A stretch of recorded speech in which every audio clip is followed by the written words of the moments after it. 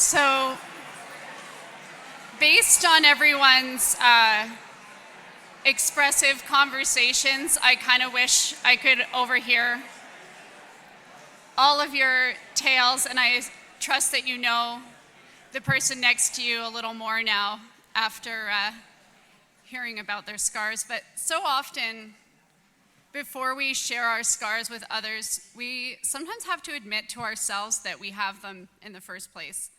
So I recently drove back from my parents' house in Ontario by myself, so I had a lot of time to think.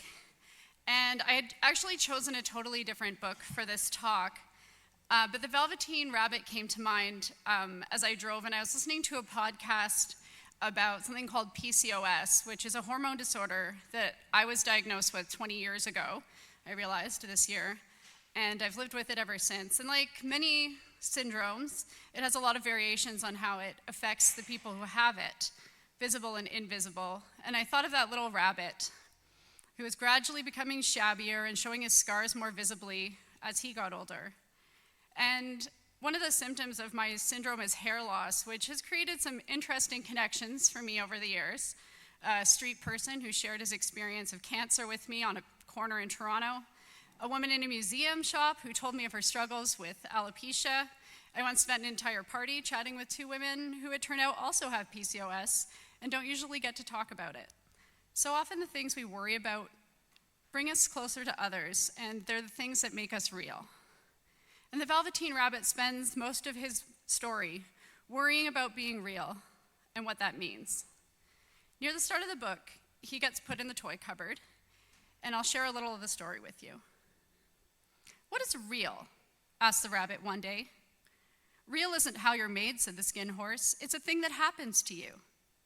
When a child loves you for a long, long time, not just to play with, but really loves you, then you become real." "Does it hurt?" asked the rabbit. "Sometimes," said the skin horse, "but when you're real, you don't mind being hurt." "Does it happen all at once?" he asked, "or bit by bit?" "It doesn't happen all at once," said the skin horse. "You become. It takes a long time. That's why it doesn't often happen to people who break easily or have sharp edges or who have to be carefully kept. Generally, by the time you are real, most of your hair has been loved off and your eyes drop out and you get loose in the joints and very shabby. But these things don't matter at all, because once you are real, you can't be ugly, except to people who don't understand. Being real is hard.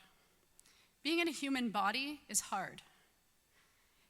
In her book, An Altar in the World, Barbara Brown Taylor talks about the importance of our physical bodies to our spiritual lives. She says, "I think it's important to pray naked in front of a full-length mirror sometimes." She says that no matter how we feel about our bodies or perceive them to be flawed, our self-loathing can only go on for so long.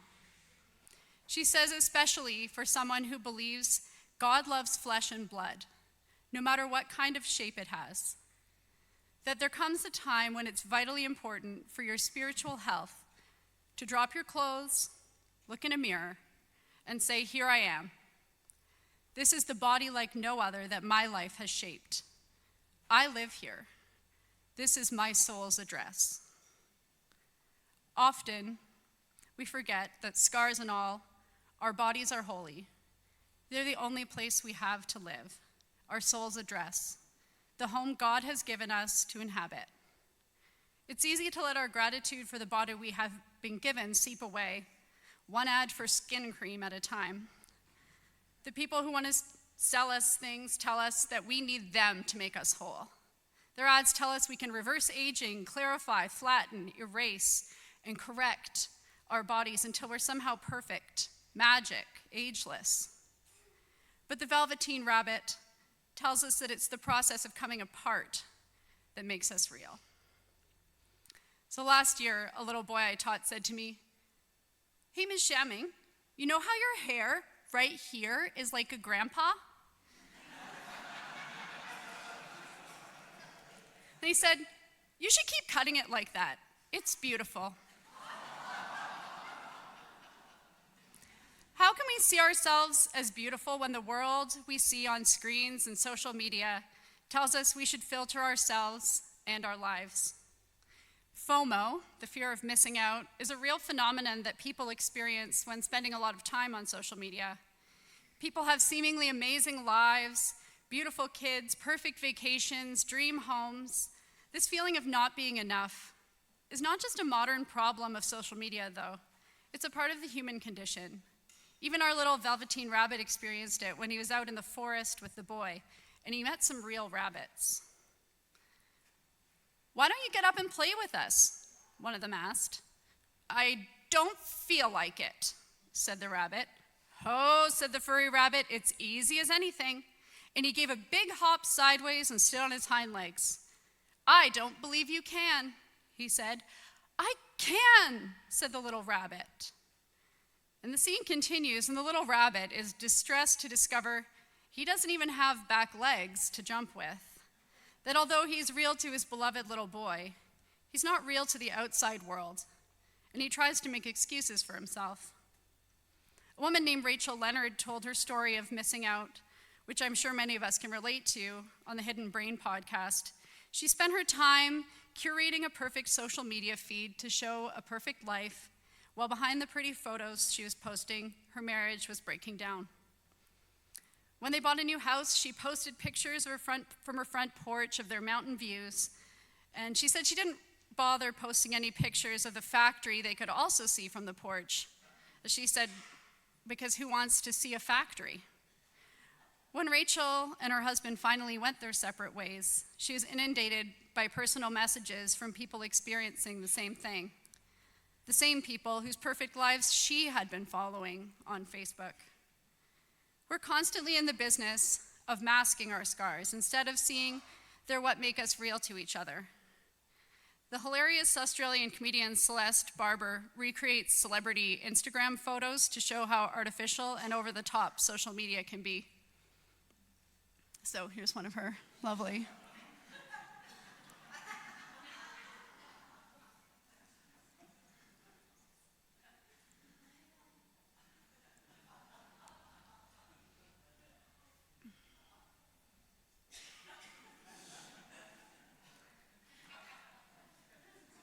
Her photos have been shared and liked millions of times on social media, but not because they're filtered and perfect, but because she is real.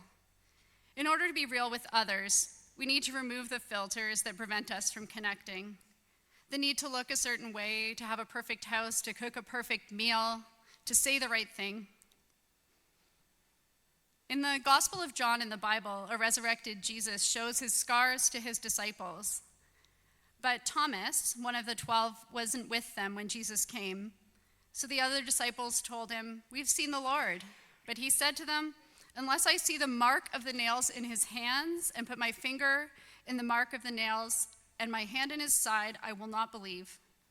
A week later, his disciples were again in the house, and Thomas was with them. Although the doors were shut, Jesus came and stood among them and said, "Peace be with you." And then he said to Thomas, "Put your finger here and see my hands. Reach out your hand and put it in my side. Do not doubt, but believe." It's really not easy to believe in something as outrageous as a friend coming back from the dead. And Jesus understands Thomas's need to have physical proof of his existence, to see and touch Jesus' scars, to see that he's real. And how do we become real for one another, like the little rabbit did for the boy, and the way the risen Christ did for the disciples? Some of you may have seen Anderson Cooper's recent interview of Stephen Colbert.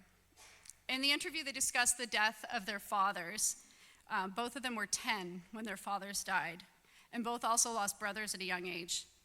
And they talked about how they still expect people 40 years later to ask about their brothers and their losses. And Anderson Cooper says, "This is going to sound weird, but for a long time, and probably to this day, I wished that I had a scar." And he indicates right here. And Stephen Colbert says, "Like Harry Potter." And he says, "Well, more like a Bond villain running down my face that's unavoidable for people to see, because it would just be a silent signal to everybody I meet that I'm not the person I'm meant to be, or not the person I started out being. And Colbert replies, but you're entirely the person you were meant to be. And Anderson Cooper says, maybe not. And they talk a little bit about alternate timelines and things like that. And then Stephen Colbert says, maybe it's something he learned from his faith or from his mother. And he said, I don't think there is another timeline. This is it. And the bravest thing you can do is accept with gratitude the world as it is. And he goes on to say his gratitude is rooted in the joy he gets simply from waking up each morning. He says, it's a gift to exist. And there is nothing more real than this simple gift of existence that we're granted each day. We can show gratitude for this gift when we open ourselves to being real, when we live together in community, supporting each other, relating to each person as we meet as another human being who also bears the scars of living in a human body. Our Indigenous lead, Tony, talked with me about the importance of the vision quest for First Nations people. And it's a time when a person who's coming of age spends time alone, fasting, praying, and looking for guidance. And when the person on the quest returns to the community, they ask for help to interpret the experience. And we need to be open to supporting one another in this quest to be real. We can help others follow their purpose and vision for the community when we dare to do it together. I think one important part of this is doing real things with one another. We need to eat together, walk together, play together, cuddle babies, join a club, to do things that connect us to each other in real life. Our best memories of our loved ones are probably not that amazing evening we spent together on the couch scrolling on our phones. And when we're real to those we love, we can take that out into the world to connect to people we once thought were very different from ourselves, and truly begin to see people for who they are. Because showing our scars isn't about being broken. It's about being whole and real and enough just as we are right now. At the end of the Velveteen Rabbit, the little rabbit is made into a living rabbit by a fairy. She says, I take care of all the playthings that the children have loved. When they are old and worn out and the children don't need them anymore, then I come and take them away with me and turn them into real. Wasn't I real before? Asked the little rabbit. You were real to the boy, the fairy said, because he loved you. But now you shall be real to everyone. Because I don't pretend to have any definite answers, I would like to end with a few questions, ones that I certainly need to ask myself. How can we support each other in our quest to be real? What kind of love do we need to be open to so that we can create a new vision of human community the way that God would want us to be? Connected, caring, daring to be seen by one another, scars and all. May we take our broken wings and learn to fly. Amen.